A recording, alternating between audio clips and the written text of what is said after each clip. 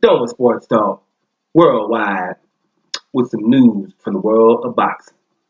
So y'all know what time it is.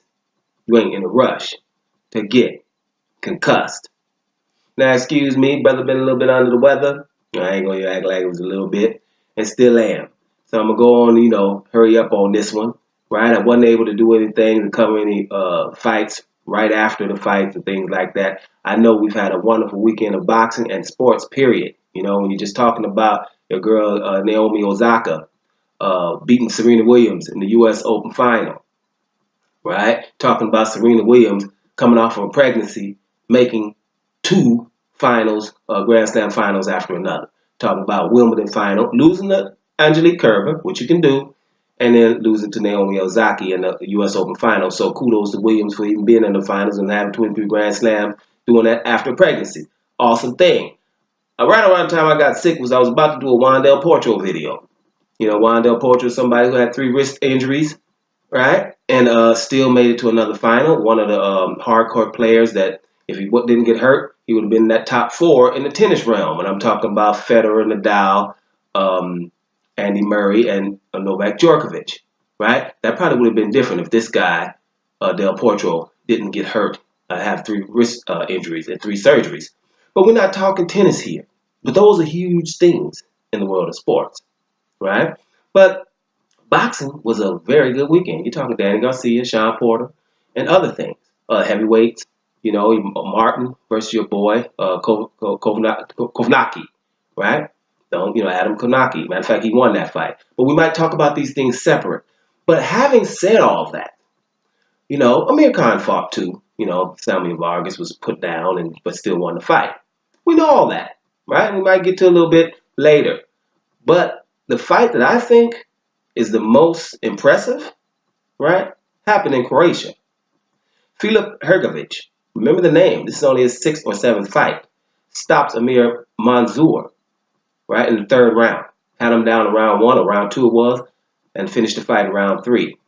Let me tell you something. This is 6th fight. The guy's 6'6", and people don't beat Amir Mansour in 3 rounds. Amir Mansour is going to handle his business. And everybody lucky that he's not 6'6", right? Amir Mansour, he's older. A lot of people avoid this guy, right? This guy fights him in his 6th fight, or 7th. Let it be the 7th. He was 65, so yeah, maybe 7th. So he's 7 fights, 6 KOs, right? Watch the fight. Watch the guy's swagger, right? Watch who was cutting the ring off from the other guy. People don't be trying to cut the ring off on Amir Mansour. That's what he does.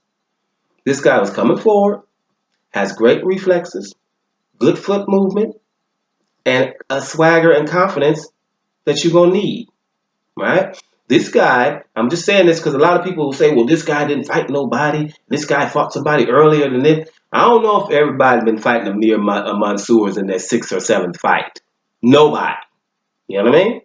So this is somebody who I know this fight, although casual fans and fans that think they know stuff like me and stuff like that, right? We probably wouldn't register this fight like others would. But in the realm of boxing, this has sent shockwaves. Trust me, the boxers will know that they won't be fighting Hrgovic anytime soon. Watch what I'm saying. It will be that way because the guy's ready. Probably now. He's ready.